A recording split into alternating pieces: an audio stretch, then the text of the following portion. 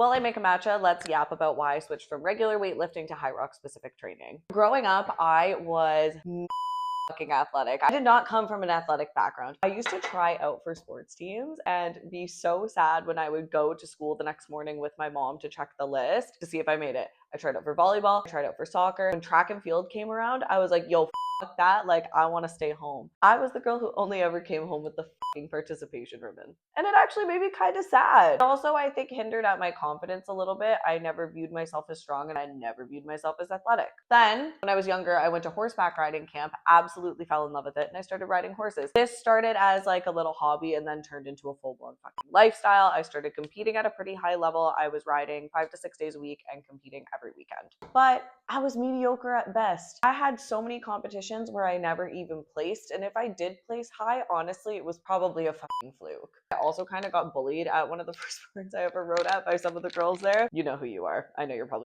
watching this too.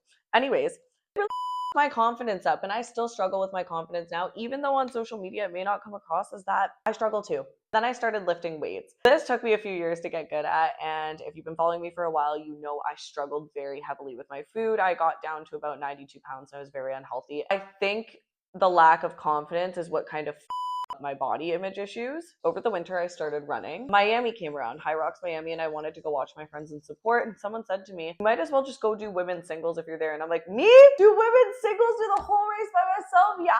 Fucking right, you gotta be out of your goddamn mind. I'm not capable of that. And then I started training for it and I was like, oh shit, maybe I am capable of this. I ended up doing the race injured and still pulled off a pretty decent time for my first time. I mean, completing the race in general is an accomplishment aside from the time that you do it in. And it lit a fucking fire under my ass. I still struggle with my self-confidence now, and I battle self-doubt almost every fucking day. If you're scared to try something new and you're unsure, go fucking get after it, because I promise you, you're going to surprise yourself.